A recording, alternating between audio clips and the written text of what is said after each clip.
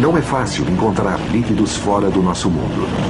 Geralmente tomam formas que não poderíamos imaginar na Terra. Esse é o caso do oceano de hidrogênio de Júpiter. Por mais que pareça estranho, o líquido mais abundante no universo é o hidrogênio líquido. Agora, de certa forma, isso não é tão estranho. O hidrogênio é disparado o elemento mais abundante no universo. Na maior parte do universo, as moléculas de hidrogênio movem-se aleatoriamente como um gás. Assim como essas ovelhas pastando em um espaço aberto. Mas as condições em Júpiter não as deixam vagar tão livremente. A diferença entre os diferentes estados tem a ver com a proximidade com que as moléculas são, digamos, comprimidas. Na Terra, vemos líquidos se formarem nos copos quando os enchemos com água gelada. Conforme o ar quente entra em contato com a superfície fria do copo, a queda de temperatura extrai a energia das moléculas de ar, fazendo com que fiquem mais próximas, formando um líquido. A temperatura não é a única coisa que afeta o estado da matéria. A pressão também possui um papel muito importante. A pressão, como pode imaginar, esmaga, e quanto maior a pressão, mais comprimidas as moléculas, podendo transformar o gás em líquido.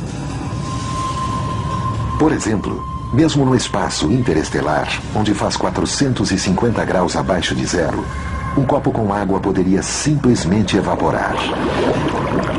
Quando levamos um copo com água para o espaço, não é a temperatura, mas a baixa pressão que permite que as moléculas se dispersem, transformando a água do copo em gás.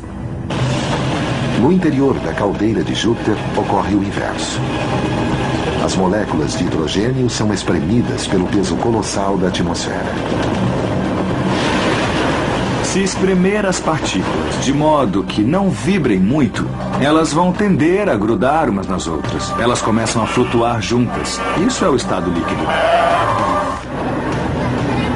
É por isso que, se o hidrogênio líquido fosse instantaneamente transportado para a Terra de alguma maneira, sem pressão suficiente para contê-lo, até mesmo uma pequena quantidade poderia redefinir o nosso conceito de bomba de hidrogênio.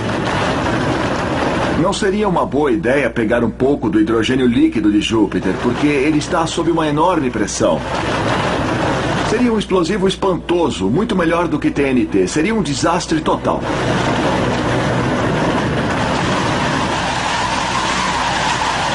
Dentro do oceano de hidrogênio líquido de Júpiter, a temperatura chega a mais de 17.000 graus. Mais quente do que a superfície do Sol. O brilho azulado a essa profundidade indica que alcançamos outro tipo de líquido. Ainda é hidrogênio, mas de uma forma muito especial chamada hidrogênio líquido metálico. É mais brilhante do que a superfície do Sol e muito mais azul do que a superfície do Sol. É um ambiente onde qualquer coisa construída aqui na Terra não resistiria por mais do que uma fração de segundo. Nesse ambiente extremo, as moléculas de hidrogênio que formam o oceano de Júpiter começam a agir de maneira muito estranha. As moléculas do oceano de hidrogênio líquido comum são como essas ovelhas movendo-se em grupo, ou melhor, assemelham-se mais ao que acontece dentro de um parque de diversões quando um carro de bate-bate movimenta-se pela pista.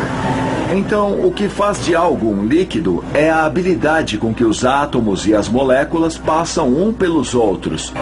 Os átomos estão livres para se mover e chocam-se, assim como esses carros de bate-bate aqui nessa pista. Eles não podem voar livremente, mas mudam de vizinhos o tempo todo. Dentro de cada átomo de hidrogênio, seja na forma de gás ou líquido, o único elétron está preso ao seu núcleo, amarrado ao assento de motorista do seu próprio carro de bate-bate atômico. Mas na superfície do hidrogênio líquido metálico de Júpiter, numa profundidade onde a pressão atinge 3 milhões de vezes a que experimentamos na superfície da Terra, as moléculas de hidrogênio estão enlouquecendo. O hidrogênio líquido, na verdade, torna-se hidrogênio líquido metálico. O que quero dizer com isso é que o hidrogênio líquido começa a conduzir eletricidade e esquenta muito. Dentro do hidrogênio líquido metálico de Júpiter, os elétrons pulam de molécula para molécula, deixando seus próprios núcleos e encontrando um novo lar. Eles carregam cargas elétricas de um lugar para o outro com eficiência, e o transporte de cargas elétricas é a corrente. É isso que permite o fluxo da corrente. Você não vai querer estar por perto se alguém resolver disparar um raio ou coisa parecida, porque essa eletricidade viajaria facilmente através do hidrogênio líquido metálico e o fritaria completamente.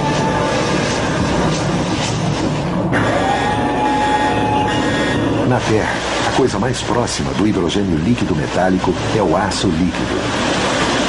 Quando eles derramam o aço líquido do caldeirão, ele está incandescente, está fluindo, conduzindo eletricidade. Veríamos que é muito semelhante ao que deve ser o interior de Júpiter se pudéssemos estar lá dentro. Dentro de Júpiter, o hidrogênio líquido metálico é diferente do hidrogênio líquido comum, porque conduz eletricidade. Como os elétrons estão livres lá dentro, então pode haver uma forte corrente elétrica no interior de Júpiter. E sempre que temos um líquido que possui uma forte corrente elétrica, será criado um campo magnético.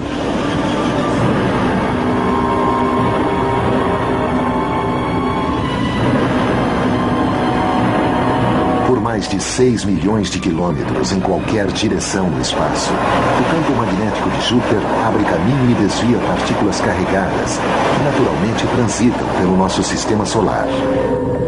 Mas o maior e mais poderoso campo magnético do universo encontra-se em curiosos corpos estrelares conhecidos como estrelas de nêutron. Esses campos magnéticos também podem ser gerados por líquidos. Entretanto, o interior de uma estrela morta parece ser o último local que se espera encontrar alguma coisa fluindo. Uma estrela de nêutron é como se fosse um grande pedaço de material de nêutron empacotado o mais apertado possível. Chamamos isso de matéria degenerada, porque não é possível que fique mais comprimida. A maioria dos materiais que pressionamos contra eles fica mais denso. Se pressionarmos mais, ficam mais densos ainda. Não uma matéria degenerada. Pressionamos e não acontece nada. As estrelas de nêutron têm aproximadamente 20 quilômetros de diâmetro, mais ou menos o tamanho de uma cidade grande.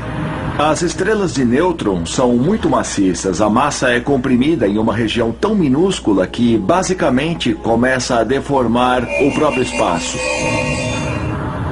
É impossível visitar a sua superfície. Qualquer coisa que fosse construída com material comum na superfície da estrela de nêutron seria imediatamente esmagada e achatada. A gravidade nas estrelas de nêutron é tão grande que até a mais alta extensão de montanha teria que ser medida em milímetros, literalmente. Poderia existir líquido no interior desse ambiente hostil? Surpreendentemente, a resposta pode ser sim. Alguns cientistas acreditam que, na realidade, as estrelas de nêutron não são sólidas em seus núcleos. Talvez seu interior se mova tão livremente que possa estar preenchido com algo chamado superfluido. Líquido sem densidade ou viscosidade. A viscosidade mede a resistência com que um líquido flui. Então, um material de baixa viscosidade, como a água, flui facilmente. Quer dizer, podemos ver como a água cai rapidamente nessa jarra. Mas o mel, por outro lado, é muito viscoso. E então ele flui bem mais devagar. Quanto mais denso ou viscoso o líquido for, menos ele flui, menos coisas se moverão à volta dele. Um superfluido tem viscosidade zero. Um líquido tão fino que nunca para de fluir.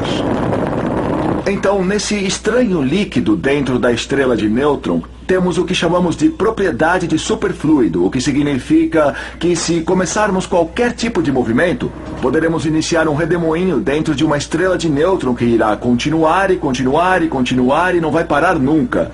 Não há viscosidade para fazer com que o redemoinho se dissolva. Algumas estrelas de nêutron rodam sem parar, girando várias vezes por segundo. E assim como o hidrogênio líquido metálico funciona em Júpiter, o interior com superfluido espirra partículas de energia e forma um maciço campo magnético. No entanto, o campo magnético de uma estrela de nêutron é milhões de vezes mais poderoso. Nosso planeta tem o seu próprio líquido agitando-se nas profundezas. Apesar de nunca ter sido visto, a vida na Terra não existiria sem ele.